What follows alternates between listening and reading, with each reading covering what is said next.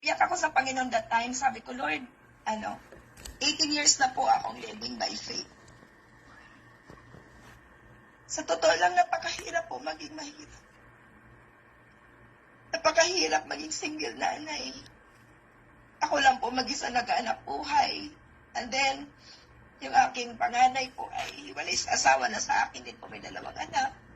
Sobrang hirap, hindi po talaga madali. At umiyak ako sa Panginoon nung pumasok yung 2023. Sabi ko, Lord, bigyan niyo po ako ng break na makaahon naman po kami sa kahirapan. At hiniling ko sa Kanya na sa taong ito, hindi lang po yung relation ko yung mas lalong maging close sa Kanya, kundi hiningi ko talaga sa Kanya na, Lord, ngayong taon na to, makalaya kami sa kahirapan, makalaya din ako sa pagkakautang. At alam niyo po, nung dumating po ang chat ni Apbi sa akin, ay magkasama nga po kami sa dati namin company. At doon sabi niya sa akin, basahin mo na yan, ang bawat minuto nito ay mahalaga. Hindi ko pa yun maintindihan nung una. Pero ngayon nauunawaan ko na kung bakit dito sa Live Good, bawat segundo po talaga ay mahalaga. Kasi ang biniino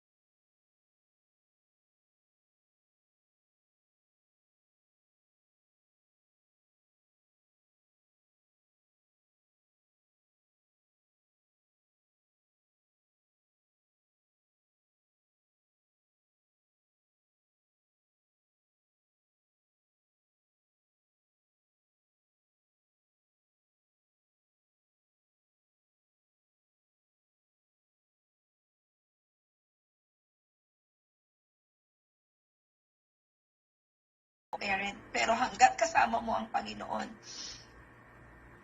nakakaya sa tulong ng Panginoon. Ano po? At tinugon po ng Lord yung aking prayer. Nung hiniling ko po sa Panginoon, hindi ko po akalain nung February 15 this year, dating po si Live Good sa amin.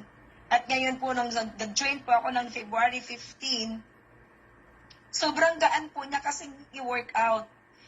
Sa dami po ng networking company sa napagdaanan ko, dito lang po talaga ako hindi nahirapan. Parang ang dali-dali niyang i-work out. At alam niyo po, ang tanging sekreto lang po na maititip ko po sa inyo, kasi hindi pa ako pwedeng maging mahaba, dahil alam ko pag-antok na din po yung iba. 3 bagay lang po ang iwan ko po sa inyo ngayong gabi na naging sandata ko po.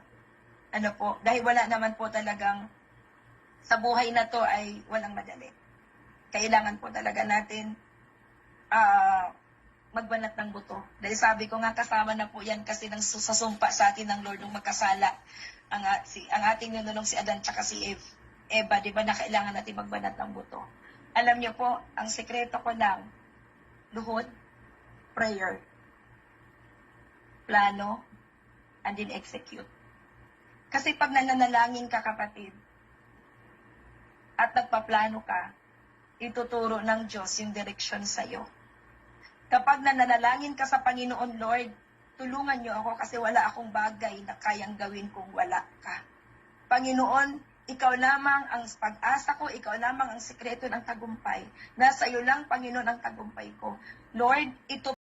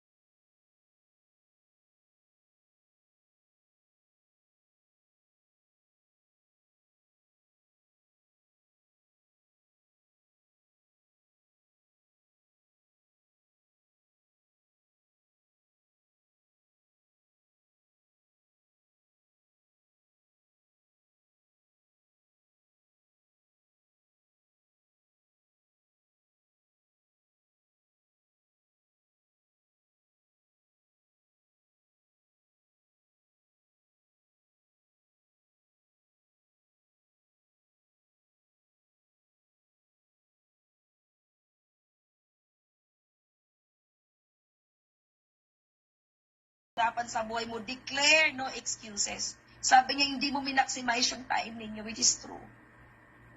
Mentor B, thank you so much kasi tsinagaan niyo po ako. At wala akong natandaan na pinagalitan mo ko.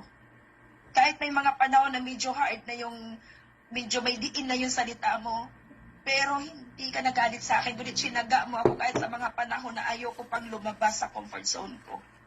Mas nauunahan pa ako doon sa hiya ko. Maraming salamat sa iyo. Salamat sa Panginoon na ginamit niya po yung buhay ninyo para nasa likod ako ngayon. At salamat din po sa Panginoon for all those people behind this, well, kala mo naman, diamond na, no? So, thank you din po sa Lord for all those people aside from Mentor B, yung mga down the lines to po ng Inspire the World team. Ang akin pong upline dati sa dati naming company ni Apbi, na i-mention ko po talaga siya dito first time kong i-mention si Jimmy Tagala Jr., na siya po talaga ang nag-decide na sabi niya sa akin, Tita, ako naman ang magpapadown sa iyo ngayon. Gusto ko po kitang tulungan. At ang OFW ko sa kina Ma'am Nancita, ito po kasi yung talagang nag-boom, itong dalawang tao lang na to nung umpisa. Dalawang leg lang po. Katunayan po, ang naging directs ko lang po talaga ay 5. Kasi winorkout ko po yung sa anak ko. 5. At yung 2, nagme-maintain lang. At yung 3 lang po talaga ang working sa akin. At alam niyo po, ang lead